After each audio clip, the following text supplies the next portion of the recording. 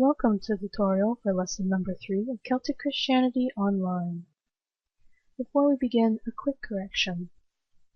Some of you noted last week that I misidentified the name of St. Bridget's Cathedral. I indicated that its name was Kildare. This was a mistake on my part, as its name is actually Kildare. I would like to apologize for this lapse, as well as take the opportunity to apologize for all mistakes that may be made in pronunciation in future as well. Today we'll be looking at lesson number 3, Prehistory, the Isles and its Peoples. This lesson will be broken down into 2 parts. The first section will focus on the prehistory of the Isles. Here we will look at what happened from a geographical as well as anthropological viewpoint, while part 2, meanwhile, we'll begin to unpack exactly what is meant by a Celtic people. To begin part 1, let us visit our world at the end of the last ice age, roughly 10,000 years ago. Pictured here is the world at this time. In light blue is the area where the glaciers would have laid. It should be noted that during this period, the Isles are still a part of the landmass known as Eurasia, shown here on the left-hand side. As the ice begins to recede, the islands begin breaking away and forming their own unit. Around 8000 BCE, we see Ireland separate from Britain and from the mainland. A little bit later, at 6500 BCE, Britain splits off as well. Although we're looking at geology here, we begin to see a metaphor for the insularity yet connectedness of the Isles. Now, when speaking about such vast amounts of time, it's useful to break it up into smaller periods. How academics do this is through 3 principal ways. The first way this is achieved is through looking at human history in terms of when writing is adopted. You may have noticed the word prehistory used quite a bit in this week's readings. This is used to denote the period before writing is adopted by a culture. It may come as no surprise that exactly when this period of prehistory ends differs from community to community. For example, in the Isles, writing only comes with the Romans somewhere around 43 CE, and is really only commonly used after the Christians arrive. Another way of looking at time is through the use of calendar years. Now, this first approach to calendar writing is specific only to geology and archaeology. It is BP, or before present. It uses as its 0 point January the 1st, 1950. Now, this may seem a little bit strange. However, it should be noted that it is in 1950 that radiocarbon dating becomes a useful tool for both geologists and archaeologists. Much more commonly, you'll come across the terms BCE or CE, which use 1 BCE and 1 CE as a 0 point. Of course, there is no year 0. Now, these represent before the Common Era and Common Era, respectively. If you are looking at older documents, you may also come across the terms BC, or before Christ, or AD, Anno Domini, or Year of Our Lord. These are exactly equivalent, so BCE is the same as BC, and CE the same as AD. Just BCE and CE are much more universal terms, and are not bound to any one religious tradition. A final way in which this may be broken up is through looking at periods of prehistory. Now, this takes the idea of prehistory and standardizes it somewhat, as it takes a look at the main material used for tools such as stone, bronze, or iron.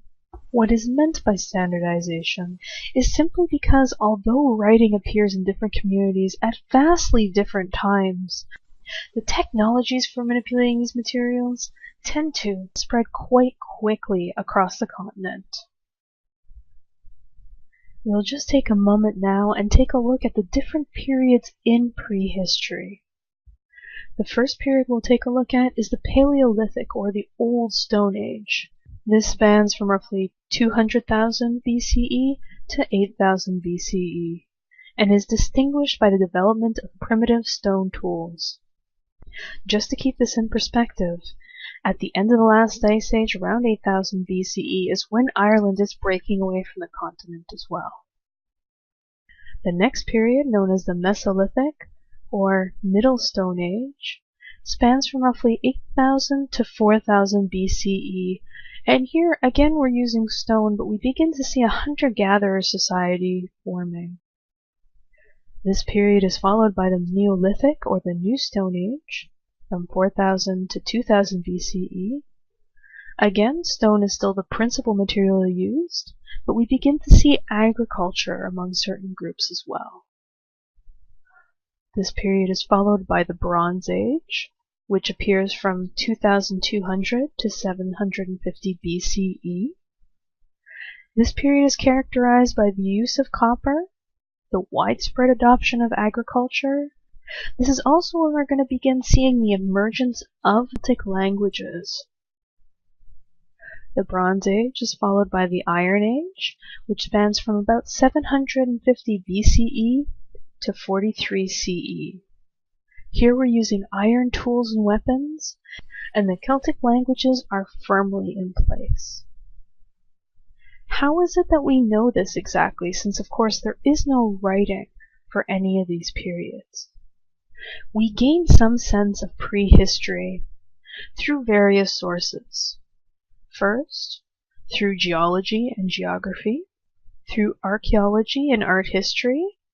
Now this is through material culture, which is actual things such as the remains of buildings, monuments, tools, weaponry, jewelry, adornment, artwork, the list goes on. And also through human remains, specifically skeletal remains. We also know this through genetic markers, through DNA analysis and extraction from the skeletal remains.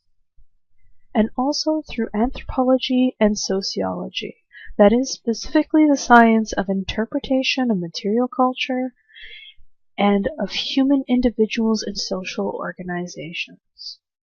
So although we do not have writings from any of these peoples, we do get a sense of who they are and how they are living. Moving now to the Isles, we'll be able to see these data sources influence how we believe Celtic Christianity spread. Now, some of you have probably come across this theory that how the Celts came to the Isles was through a series of raids and territorial movement from mainland Europe. Well, now we know that this in fact was not true. There's no evidence whatsoever of any mass invasions of the Isles from the continent. DNA analysis shows that there's little to no genetic relationship between the Isles and Central Europe. Rather, we see quite the opposite. We see that there are genetic similarities throughout the Isles and also along the Atlantic seaboard.